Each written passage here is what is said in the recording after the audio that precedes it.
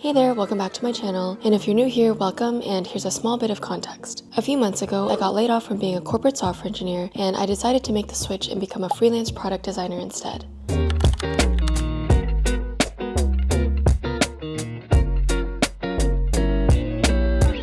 Obviously, the jump from corporate to freelance was pretty drastic, and my biggest worry was the part that nobody really talks about and the part that matters the most, which is how do you get someone to pay you for your work? I had no design clients, no freelance work, and honestly no idea what I was doing. But in the past 3 months, I've had several clients and they found me. There were no cold emails, no networking events, and no begging for work. My first client reached out to me after seeing a mood board that I posted on Twitter for a passion project that I was working on, and this is covered in my last video. At first I thought it was spam, but it turned out to be a real project inquiry. So today I wanted to share how I found my first freelance clients through social media. And if you're worried about follower accounts, I actually had less than 100 followers on all of my social media accounts combined, so the numbers don't really matter as much as you think. I cannot stress this enough. It's not about the followers, it's about creating a living, breathing portfolio that shows how you think. I'm going to show you why building in public really matters, and how sharing unfinished work led to more opportunities for me than going to any networking event. And if you're thinking about freelancing and have no idea how to find clients, this is what actually worked for me.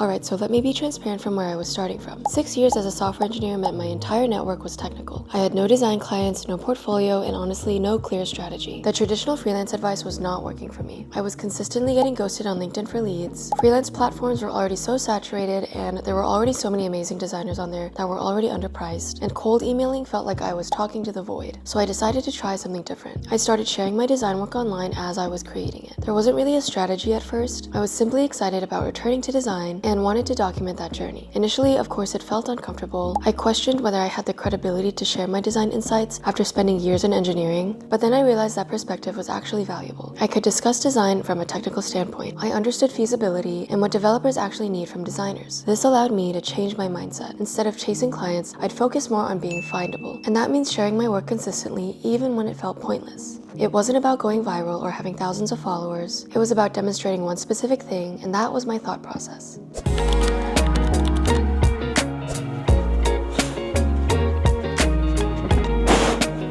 Most designers share their work. They post beautiful, final, polished designs and get so many likes and comments. Seeing all this talent causes imposter syndrome for me all the time, so I decided to go another route and started sharing differently. Instead of posting polished designs, I'd explain why I chose this specific color palette, how I solved a UX problem, or what inspired this layout decision. For example, this post. This is literally just a color palette and mood board, but I explain how certain colors would evoke certain emotions from my reading app. That context matters more than aesthetics. So the first social media platform that I started posting on was Twitter. It took some time posting while designing and creating, but I realized people liked seeing the small details in the process. After a couple of weeks of doing this, I got my first potential client email. This finally made it click for me that clients don't hire pretty pictures. They hire thought process, problem solvers, and people who think like them.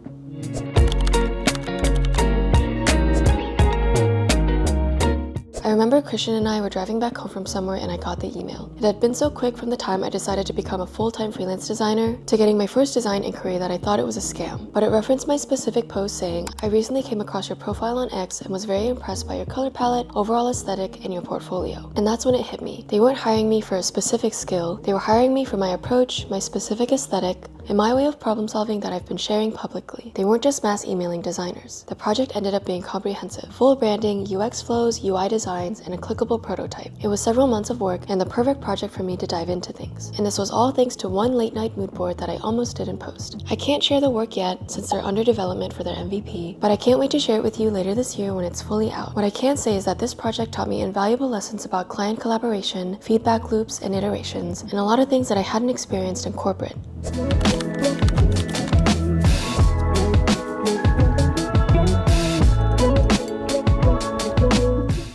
Looking back, I realized I'd created a client attraction system, and let me break down what actually worked. First, consistency matters over perfection. After realizing the power of putting yourself out there, I created an Instagram and TikTok account to widen my audience and potential clients. I posted something design related 2 to 3 times a week and at worst once a week. This could be things like my design process, the resources I use, or just day in the life after switching careers. None are viral, just consistent value. Second, I treated social media as a design journal and not a gallery. Things like works in progress, failed attempts, and iterations, but a lot of it built trust. Third, I activated my existing network without being too pushy about it. You'd be surprised on how much people are willing to help you. And don't forget about your friends and family. Let people know about your career transition, your college friend, your casual acquaintances, and someone might know someone who needs the skill sets you have to offer. My second client actually came through Christian. He met someone through his own social media who was creating a really cool meal app. He mentioned that he needed brand design, and Christian was able to successfully connect us. This was a very fun 2-week branding project that focused on colors, typography, and logo design, and I also created some screen concepts because I wanted to show how the branding could translate to their mobile app. This was very different from my first project, but it came from being visible and having people who could vouch for my work. What's interesting is that both clients mentioned the same thing. They could see how I think through my posts and my portfolio. That transparency was more valuable than any polished final design. The contrast between these two projects highlighted something very important to me. Every client has different needs and timelines. After years of predictable 2-week sprints in corporate, this variety is actually very refreshing.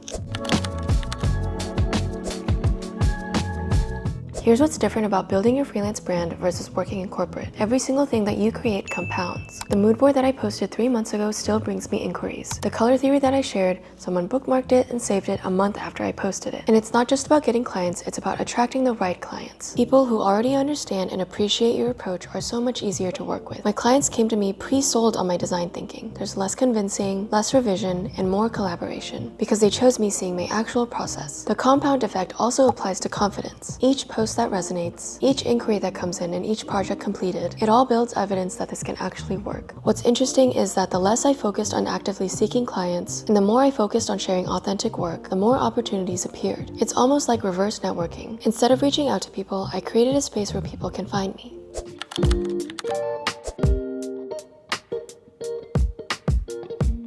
So let's get specific. Here's exactly how to replicate this approach. 1. Choose your primary platform. I chose Twitter at first because there are a lot of active designers on there, and the algorithm favors consistency. Pick where your ideal clients may be. Then, after posting on TikTok and Instagram, I realized that my content did way better on TikTok, but I would just cross-post on all platforms regardless. Number 2. Share your process, not just final polished work. People hire designers whose aesthetic and thinking resonates with them. A beautiful image alone does not create that connection. Number 3. Be boringly consistent. Same time, same quality, same authentic voice. Algorithms and humans both reward predictability. I don't look at the view count and I don't look at the numbers because that would only discourage me, especially in the beginning. Number 4, engage genuinely. Comment on other people's work, answer questions, and build relationships. I've had the honor of already being able to connect with some amazing designers and amazing creators out there on all platforms just from posting and engaging with them. The community you create can be the best form of encouragement rather than looking at the numbers. Number 5, make it easy to hire you. Make it easy to find your portfolio, your links, your emails, and a way to contact you. Be clear about what you offer and respond quickly to inquiries. And last but not least, number 6, you don't need permission to start. You don't need a certain follower account or certain years of experience. You just need to begin sharing your work and your insights. This isn't about viral moments. It's about building a body of work that demonstrates your value consistently over time.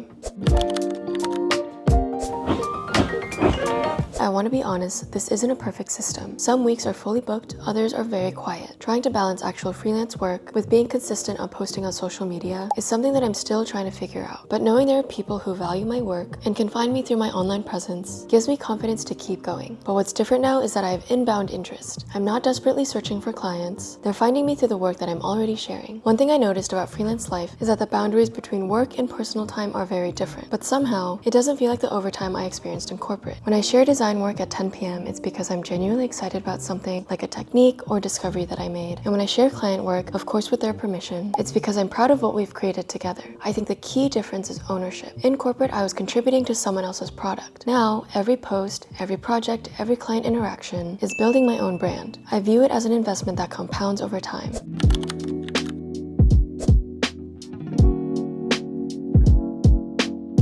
If you're considering freelancing, here's my honest advice. Start sharing before you're ready. Start before you quit your job. Start even if you only have personal projects. You don't need thousands of followers. You don't need years of experience. You need to consistently demonstrate your thinking in public where the right people can find you. Also, I want to be clear, social media is not the only path to finding freelance clients. There are a lot of other approaches, including cold outreach, freelance platforms, and agency partnerships, but this is simply what worked for me in my situation. The clients are definitely out there. They're looking for someone who thinks like you do, but your job is to make yourself findable. If you're considering freelance or struggling to find clients, I hope this has been helpful. Start sharing your work, build in public, and don't wait until you feel ready. Thanks for joining me today, and I'll see you next time.